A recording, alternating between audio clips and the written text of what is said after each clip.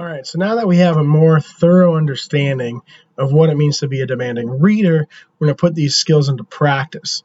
And putting skills into practice means doing a case study. So our case study will be the first story I've asked you to read from the collection of Hugh Poirot short stories, which is called The Third Floor Flat. And I've picked this one first because I think it's the most immediately engaging one, the one that just most grabs your attention, although we'll read lots of these stories throughout the quarter.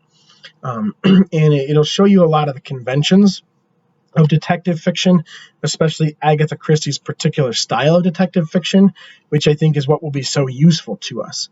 And so we'll talk in this lecture a little bit why I've picked detective fiction as the content we'll study in this class for our many case studies we do. And as we go through this particular story and we do what I call a close reading of it, you'll see how what we're doing with close reading is what we just learned, demanding reading. So here we go. Again, I have some statements from the course description to try to illuminate what we're doing here. These statements in particular have to do with the choice of detective fiction from the course, for the course, but they do build on what we just talked about in the last lecture.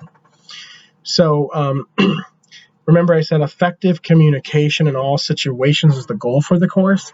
The next sentence after that on the syllabus is central to effective communication is the relationship between author and audience. So in my experience of 10 years of teaching writing, I think the biggest mistake people make when they go to write something or they go to speak to someone is they don't think about their audience. They just think about their own goals and purpose, not realizing that it's a two-way street. And if they want to achieve their goals, they have to think about how to approach that audience. That's what I was talking about at the end of part 2 when I said you have to learn not just that you have great ideas or great goals, but how to present those ideas in a way that will make the people to whom you're presenting them receptive to them.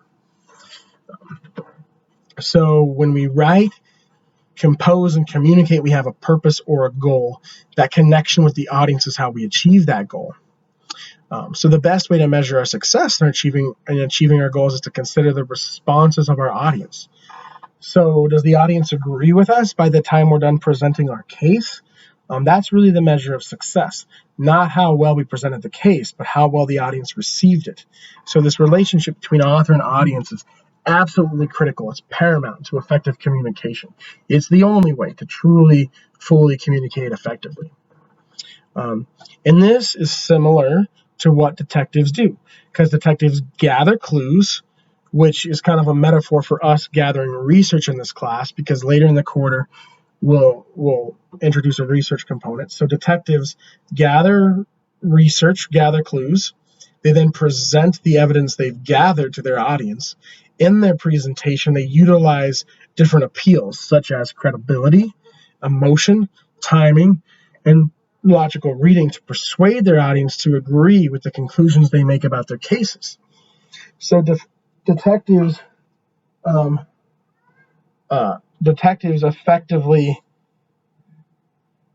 have to do what we have to do, They have to present evidence and research to support their case and persuade their audience.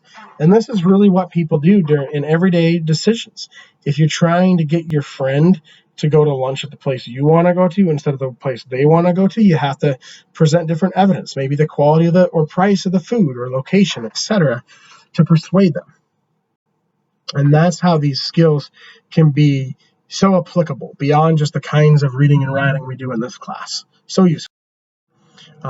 So now, with kind of the goal for the class outlined, the goal being effective communication, the how to achieve that goal, the author connecting with the audience, in kind of our example for that detective fiction, with those 3 things outlined, we're actually going to look at the detective fiction now.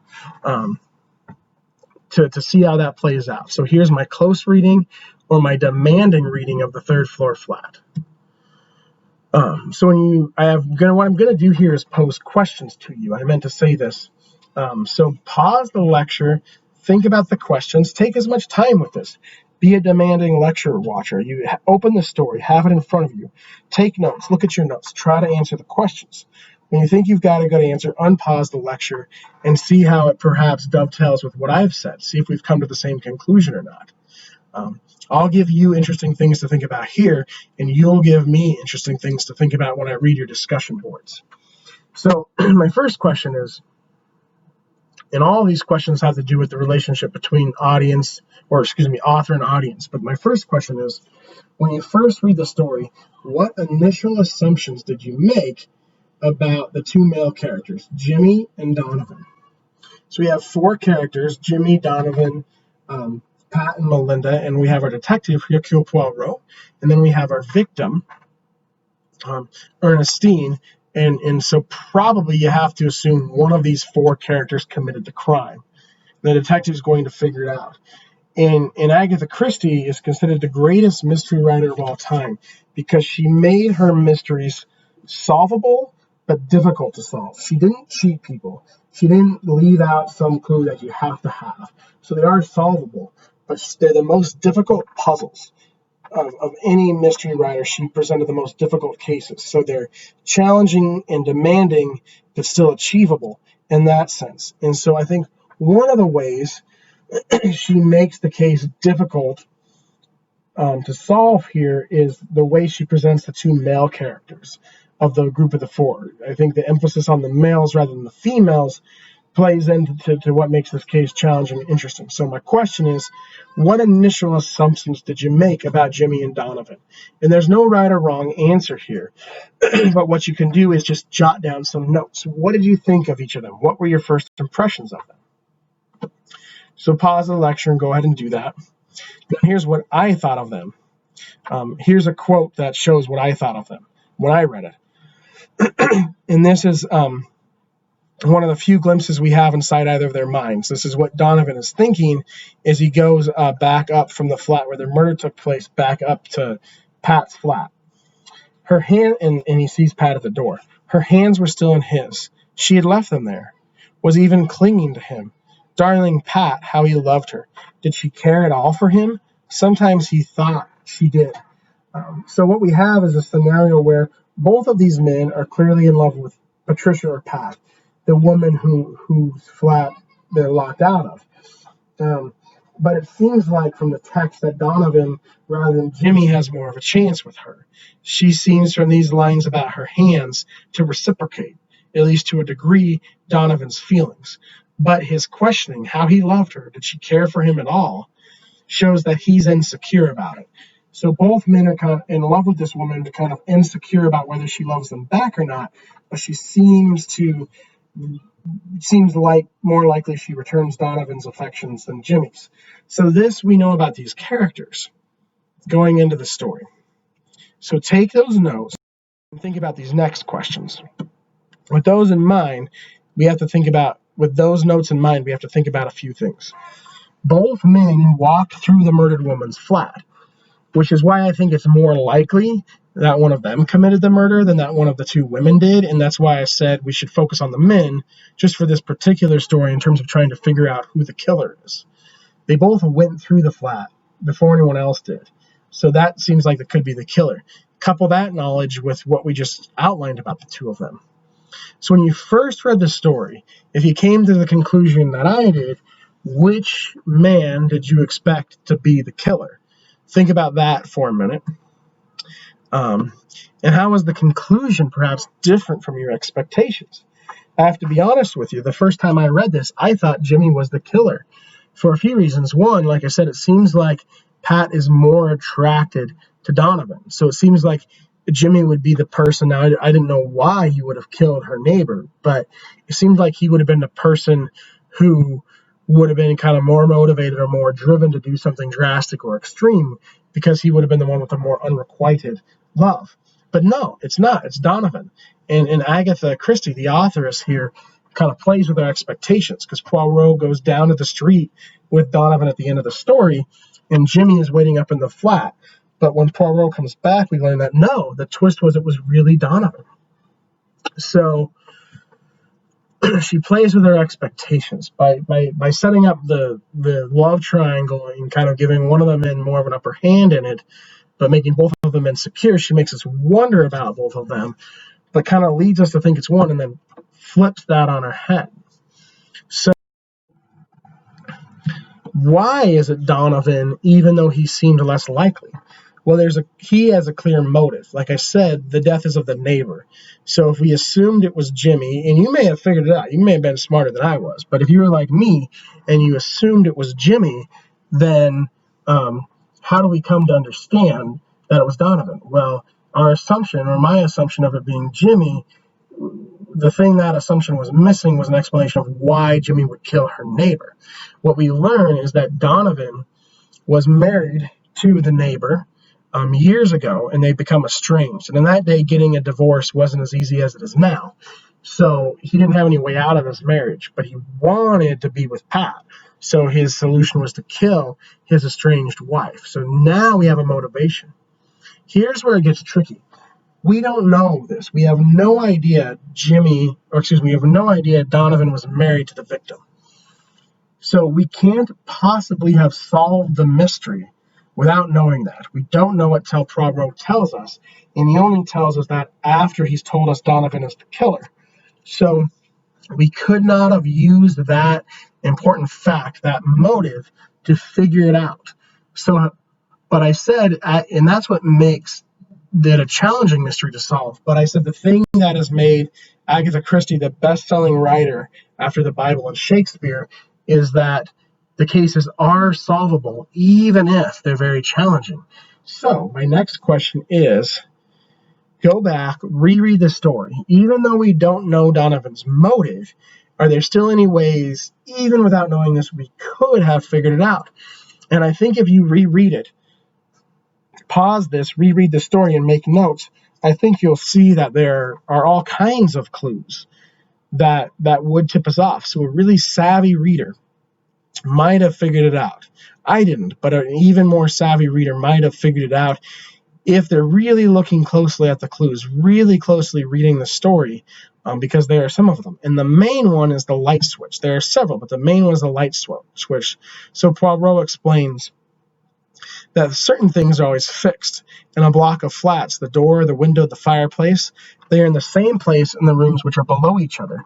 So Donovan pretended not to know where the light switch was in Ernestine's apartment, even though it would have been in the exact same place it was in Pat's apartment due to how these apartment complexes are laid out.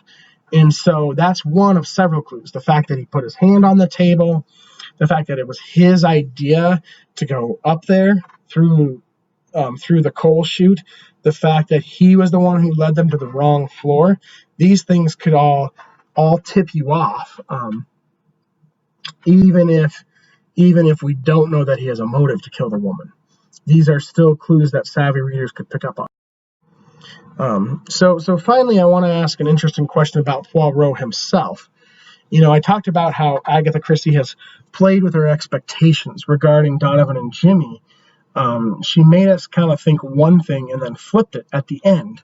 It might seem that Jimmy might be kind of desperate since Donovan has the upper hand in the romance, but Donovan has a much deeper, clearer motive than that. We just don't know it. We only have the clues we talked about to go on.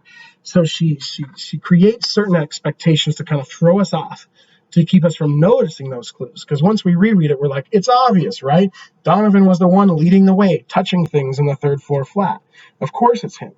But presenting Donovan and Jimmy in a certain way throws us off from that, challenges us to be more demanding readers. She does something similar with Poirot.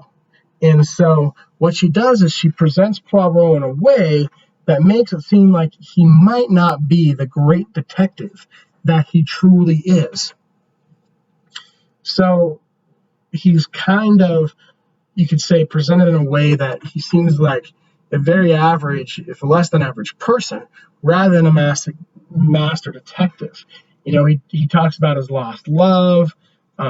There's specifically this scene with the omelets. He says, "We will go back up to the flat upstairs while we're waiting for the police, and Mademoiselle here shall do what she was planning to do, make us an omelet. Me, I have a passion for the omelets." So if you saw that picture, I meant to say, pay close attention to the image at the start of this PowerPoint. He's kind of a short, mustachioed, chubby, overweight kind of a guy. He's not the most imposing presence. He's not a 6'4" chiseled hunk of muscle that can take down 10 tanks, right? He's kind of Unimposing would be the word. So you might not expect him to be this great detective who's going to put together this challenging mystery. But that's exactly what he does at the end of the story. And that's, again, part of the brilliance of it. And again, to come back to our main point here, how Agatha Christie is working that relationship between author and audience. As a mystery writer, she wants to keep the meaning or the truth hidden until the last possible moment. And so she uses what she knows about her audience to do that. She plays with their expectations. She's a master, savvy rhetorician in that sense. We as writers in this class want to present our ideas very clearly and upfront, but we want to persuade our readers to agree with them. And that's just as difficult as what Agatha Christie is doing here. And we have to know just as much about our audience to be able to do it. So how do we then reach our audience? I want to, now that we've looked at kind of the nuts and bolts of the story, before we look at the presentation of Poirot's solution, I want to give us some skills or go over some skills that we'll learn in this class that will make us better writers, better communicators, that are skills Poirot uses in his presentation of the solution. And kind of the big word, which is a guiding term for this course, probably the most important term for this course after demanding reader, is rhetoric. So we're going to talk about what rhetoric means to round out this lecture.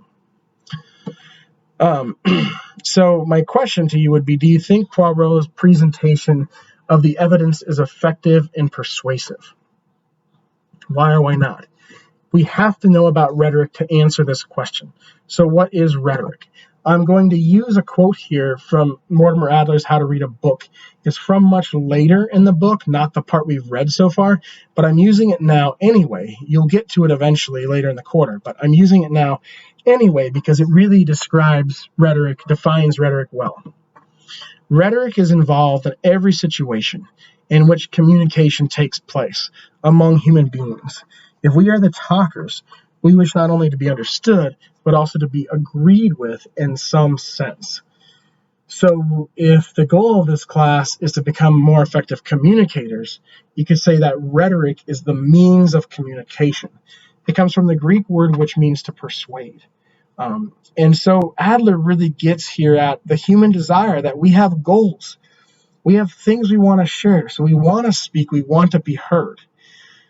But we need rhetoric to be able to be heard, because if you're just putting forth ideas in a vacuum, it won't be very rewarding. You have to reach an audience. You have to have an audience and reach that audience to achieve your purpose or goal. And so you need rhetoric to reach that audience. We talked about kind of packaging our ideas in a way that connect with our audience. Rhetoric is the means by which we do that. So this diagram here really illustrates what I'm talking about. You have the author, the purpose, and the audience. So the author wants to achieve their goal. They need to connect with their audience to do that. And in the middle, you have the message or the text, which is kind of that rhetoric, that means of communication. So hopefully this image helps clarify visually what I've been speaking about on the last slide. So if rhetoric is our means of reaching our audience, how do we do it? How do we do rhetoric? Well, there are 4 what we call rhetorical appeals that help us achieve it. And these all come from Greek words. So there's ethos, which means credibility, presenting ourselves in a credible way. We want people to trust us. If they don't trust us, then they won't listen to us. Pathos, or emotion. We have to care about what we're doing. We have to appeal to their emotions. Kairos, or timing. If we don't make the right argument at the right time, the argument, no matter how good it is, will fall flat. So timing is very important. Finally, logos, or logical reasoning. This is the most important one. The idea has to make sense. We can package it up, we can appeal to emotion, we can time it right, but if it just flat out doesn't make sense, then it won't work still.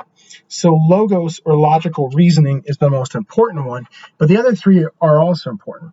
If it doesn't make sense, you can throw the other 3 out the door.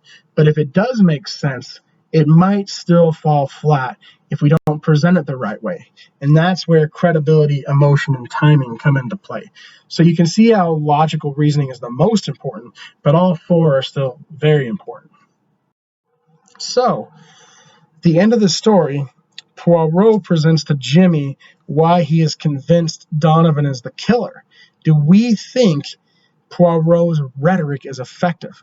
Let's take a look and see. How is his ethos, his credibility?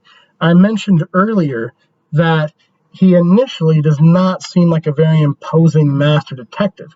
He's little. He's really into omelets.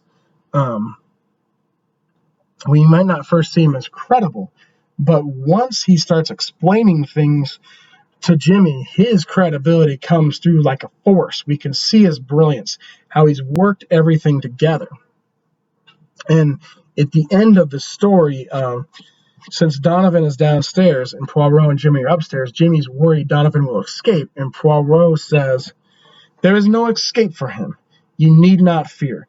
And so this is an extreme level of confidence that Poirot didn't show earlier in the story. Perhaps he was holding it back because he didn't want these individuals to see just how clever he was, because he knew the murderer was among them. But at the end of the story, and this quote particularly, Poirot's confidence is on full display. So he is indeed, at least by the end of the story, very credible. What about emotion? Solving a mystery comes down to the facts, right? It's mostly logic. Where does emotion come into play? Well, he tells Jimmy, "You thought that she cared for Monsieur Donovan. It may be that she had begun to care for him, but it was only a beginning, my friend. It is for you to make her forget, to stand by her in her trouble."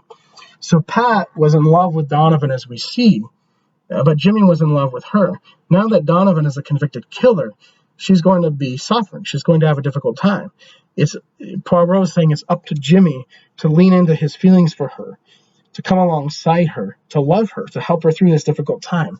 And so as much as cold, hard facts prove that Donovan is the killer, there's a human element to the story that makes it appealing, that makes it great literature. And that's where the emotion comes into play. What about timing? Poirot has great timing. Poirot's smile broadened. "I found it just now, where I looked for it, in M. Donovan's pocket. See, that little bottle I pretended to find was a ruse." So Poirot pretended to be looking through the garbage to find a clue. He held up an empty bottle. Donovan smelled the bottle, and Donovan passed out. This is, again, Poirot throwing people off his trail by presenting himself in a way where he seems less clever, less imposing than he is. So Donovan, of course, smells the bottle.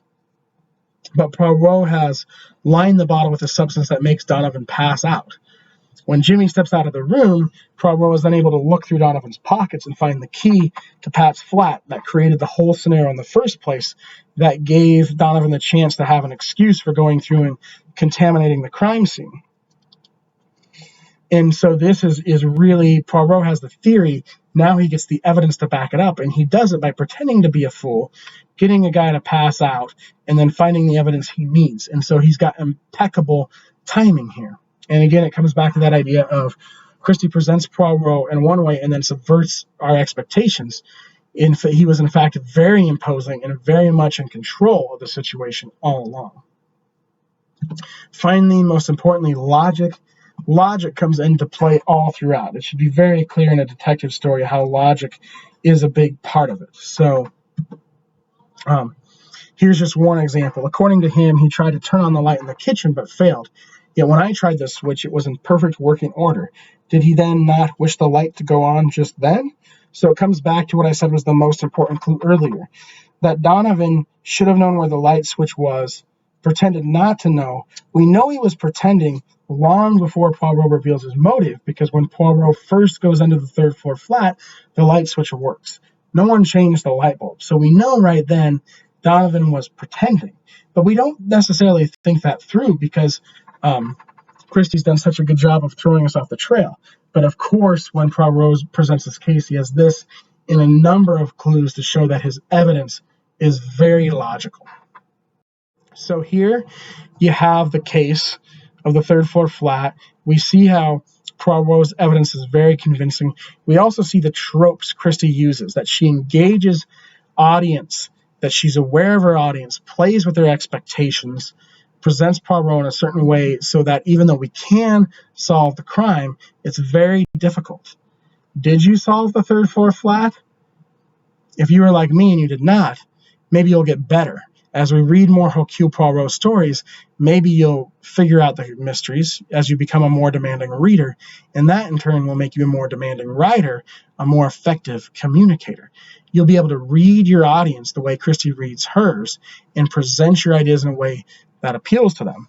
And so I'm going to wrap this all up, tie this all together by making one last point about something we call rhetorical sensitivity, which is what the goal is for the class. Rhetorical sensitivity is being able to communicate effectively in all different situations. So you have a purpose, you make rhetorical appeals, and you present your appeals and your evidence in a way that shows you've thought about the audience's beliefs and values, and you've packaged your content in a way that connects with those beliefs and values so you persuade your audience. And if you can do that in academic writing, but also in text messages, in conversations, on social media, in your place of work, if you can transfer it to all, extend it to all these different places, then you've achieved rhetorical sensitivity and the goal for this class.